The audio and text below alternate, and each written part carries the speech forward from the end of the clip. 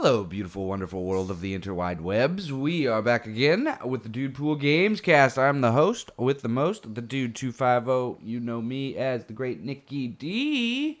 Hanging out on the couch again with my man Aliens Exist, also known as Taylor, as Sager. I think that's my real name, but yeah. Well, he's also known as it. Anyway, then there's coming all the way from the great UK. He's the Danny Peel, the brutal nature. Yeah, that's me. Said my name. The one and only. It's him. That's you. It's me. You motherfucker. How's everybody doing today? Delicious. It's not true. Look at me. I can't handle it. That's right. Put it in your pants and save it for a later day. I got a pretty good topic for us on the Gamescast today. I'm playing a game that's a bit easier than the Dark Souls that you've been playing. I wouldn't say that. It's a beautiful game. It's called a Ratchet Clank. Rated M for mature? It's rated M for, man, it's so fucking good. Yeah, let's jump right into it, man. Yes. I skipped most of the Ratchet Clank games on the PS2. I was coming of age as a teen. I was 15, 16 or whatever, and I was like, that's a kid's game, stupid. I don't want to play it. I'm a man. And then I grew up and realized that game's fucking fun. I played the remakes last year, actually, on PS3. Right. And so playing this reboot so soon after playing the first one for the first time, I can really appreciate the controls not being as clunky, it being as pretty as any Pixar fucking movie I've seen. It looks so beautiful. Yeah, it looks really, really, really nice. The attention to details, the world designs, the animations, everything about it. The color. Mm-hmm. The color is so vibrant and nice in that game. It looks like Monsters, Inc., but you're just playing a video game. It's insane. Yeah, the weapons are all just as inventive. I think a lot of them are there. They may have added some. I don't know. Because I haven't I wouldn't be able to tell you. So, yeah, it's just so fucking good, man. The platforming feels super on point, and they've added levels to the game, too. Like, I was playing one where I actually get to fly around in my ship and collect these Doom bots and then fly them, send them, I get to launch them at the ship. Launching them with his tractor beam. It was so cool, man. It's just fun flying around. It's one of the few games... One of those games where I started playing it and immediately just started taking screenshots and sending it to my friends, and I was like, look how pretty this is, man. This is a showcase game. It's beautiful. Yeah. And cheaper than a full price game. It is, it's $49.99 or whatever. It's $10 cheaper than the average game, which is nice. Yeah. I don't think it reflects the length of it. I don't know how long it is, but you probably get a good 10 to 12 hours out of it, I would imagine. I like how it's structured. Like the first game. It's like got a bunch of different planets that you can pick and choose which one you go to. Right. You're like right away you have access to 2 or 3 different ones. You're like, all right, I want to start there, and then I want to check out that one. Then I want to go to that one, and you get to do all these different missions on each planet. So it's not just level to level linear. Right. It gives you a little bit of freedom that way, and there is everything you'd expect. There's expanded from the original. There's more of a upgrade system for all your weapons and stuff like that. It's a bigger skill tree now, it looks like, and you get to collect those nuts and bolts that you used to collect in the original. It still gives you that very satisfying chiming thing when you're collecting them. It's like ting, ting, ting, ting, ting, and you're like, I'm getting richer. Ah, ha, ha, ha, ha. It feels so nice and satisfying just to gather them, because you're like, I get to spend these. Yeah, like collecting the notes in Banjo. Yeah, and they do a wonderful job with making it easily accessible for kids of all ages. Certainly. And totally, like, okay for them to play it, while still giving you the humor that's like, oh, that was a little cheeky, or whatever. Like, so it's okay for all ages, right? They skate that line very, very well. Pixar like level, a Pixar right? movie. Exactly. Yeah, exactly. And so it's finally delivered on that promise of the... Because I think the Ratchet & Clank games probably tried to capture what Pixar was doing back then with Toy Story and stuff like that, but were suffocated by hardware limitations. Whereas now it's actually delivering on that promise. It looks fucking phenomenal. The voice acting and characters really, really well done. The character models are all super cool and creative. Yeah. The way they do their aliens and stuff like that. Yep. So I don't know. I'm just falling in love with it right now.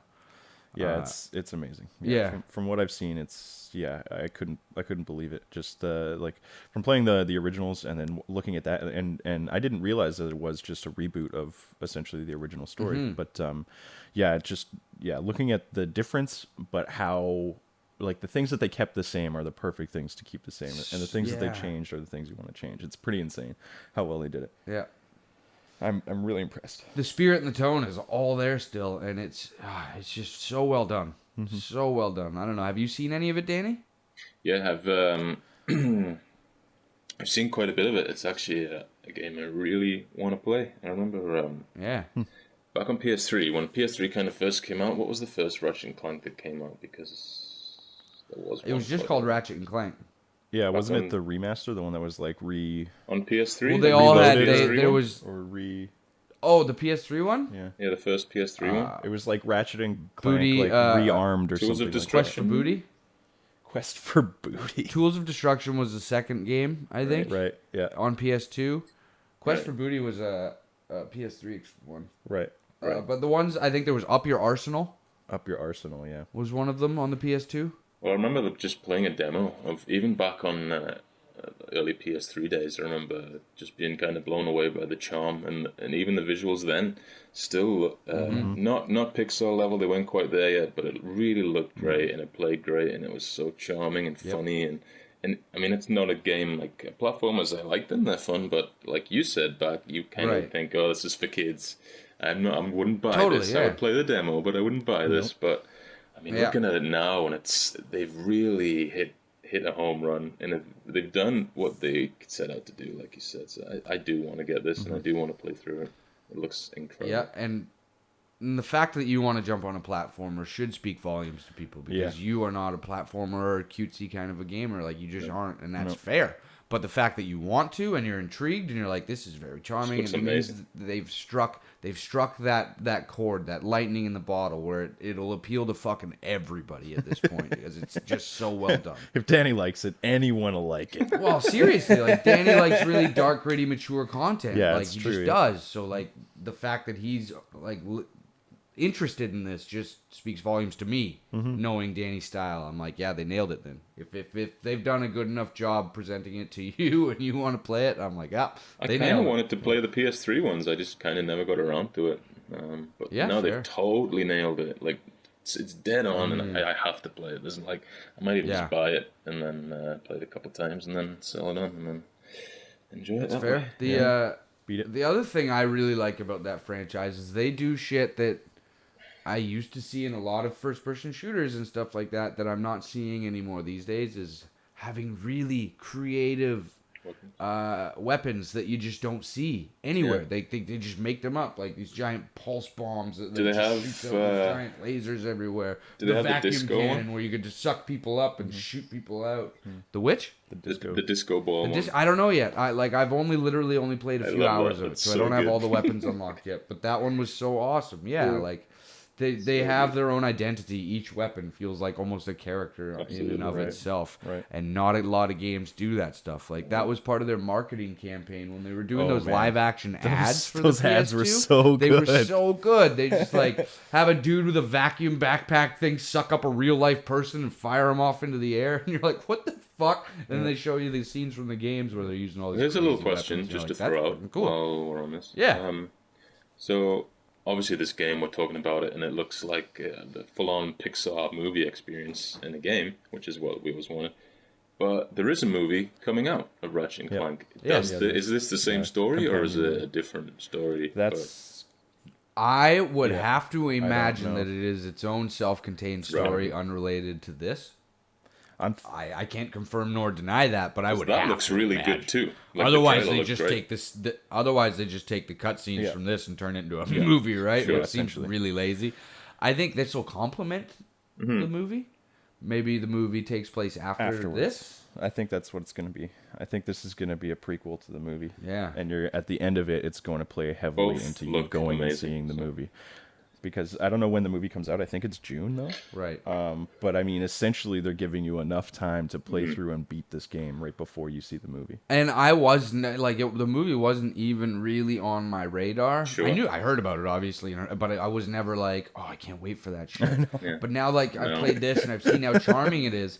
I'm fucking curious to see I how kinda well wanna of a see story that they movie. can craft and how good they can make it in comparison to like a Pixar movie or a DreamWorks movie or something like that, right? They've written it, right? Haven't they written the movie as well? The guys that made the game. I would imagine they would have to, yeah. I'm looking at it. So yeah, let's hope. I mean, it looked great. I watched the trailer. It looked great. So I really want to. Cool. I didn't even know there was a trailer yet. Pretty sure there's a trailer out there. Unless I dreamt that. I do weird shit when I dream. Who knows? The game's so there's a bloody trailer. good looking now that it could have just been a trailer for the game. Who knows? Nah. There is a trailer. Probably not though. I bet you. There is a trailer for it. Yeah, cool. I know. IMDb already gave it 8 out of 10. That's pretty crazy. We should put a link in the Maybe there was description. some pre-screening. Oh fuck yeah! John Goodman does a voice. Gotta see it now. Yep, sold. Let's see here. But I would have to imagine he's actually a voice in the game too. They probably just took a lot of the same actors that they've already used. Grimroth, isn't that the bad guy? He might be a bad guy. Yeah. Oh, I thought He's he was not. that main dude. No. Oh, that's Doctor something. Nefarious. Nefarious. Nefarious. Great name. Yeah, it's a great name, and he's actually a really fucking funny character. I played Ratchet and Clank All for One on the PS3 Yeah. or whatever. I think it was called. I think it was called All for One. Wasn't But that one of the it was a worst 4-player ones? co-op game. Yeah, it was that one. Yeah. That's what they say. I had a lot of fun with it, but I played Yeah. it with my ex-girlfriend at the time, and Oh, there you go. it was a cute game for us to play. Yeah. She wasn't much of a gamer, so we had to stick to stuff like that. Well, there you go. That's fair. Yeah. It's not written by the same people. No? It looks like. Yeah. What? Yeah. Yeah, the designer of Ratchet and Clank, the game, is Brian Algier or something like that. And it looks like the writers of the movie are TJ Fixman, Kevin Monroe, and Jerry Swallow. Well, the designer doesn't mean you're the writer Yeah. of the game. Well, he would No, wrote but the it didn't game. have a writing credit. It didn't have a writing credit in the thing. Oh, well, so he could be. We don't So know he, yet. could yeah, be, I would yeah. assume that as the designer, if they don't have a writing credit, he would. Well, I'll look it up. I'll try and find an actual writing credit. It doesn't really matter that much right now. They can look it up themselves. If you have the internet, you have the power. power in my Or we'll hand. just sit there and stare some more. What time? Oh no, yeah, TJ Fixman, yeah, does do the story. Same writers. Same writer. Boom. Yeah. Nailed At least it. one of them. Figured. Cool. Makes sense. Shows believe. Cool. Yeah, man. I don't know. I say pick it up if you are even remotely interested in it, because it will sell you the second you get on there and take a little look at it, and then play it. It plays so smooth. The frame rate doesn't take a dip. It's sexy. It really is. And for me, like, games have been devoid of that much color for quite a while, and it's nice to have something so vibrant and in your face and just so clean. Like that one city I was flying around, just so white and pristine with visual hues of red and blue all over the place and giant fucking spaceships flying in, and you're Yeah, just like, it was insane. It was like Coruscant on a beautiful sunny yeah, day with man, so many it's just- colors. you It can was fucking feel insane. it. It's so whitewashed and so nice to look at. I felt warm just playing it. I felt like Danny, just warm all over. Warmth. Pure warmth. Yeah, that's right. So I mean, I don't know. I really recommend playing it, picking it up. It's cheap. Get it. Do it. Yeah, it's cheaper than Dark Souls, Right. and it'll make you feel good. while Right, Dark it's not Souls. full It's a price. great make you compliment to cry. Dark Souls. If Yeah, you get feel like both, get putting your controller through your own head, just stop and play a few minutes of this and Just center yourself. Yeah. find your zen again, and then go back to Dark Souls and shove a bat up your asshole, because that's funner. What happened there? That's what playing Dark Souls feels like. We were all fun and light, and then all of a sudden you shoved a bat up your ass. I say it's a good contrast. Ow, cat! Holy! The color in the world to just the Ratchet and darkest Clank. place on the planet. Ladies and gentlemen. Shove a bat up your ass. Shove a bat up your ass and then go play Ratchet and Clank. If you like this episode of the Dude Pool Gamescast, don't forget to hit that like button, subscribe down at the bottom, and check out Ratchet and Clank. Preferably without a bat in your Don't or forget around to- your asshole. Yes. Don't forget to check us out on Facebook at official Dudepool or facebook.com/official Dudepool Gaming. Hit us up on Twitter at Dudepool Gaming. And from us to you, we'll catch you next time. We love you very much. Adios, amigos. See you guys.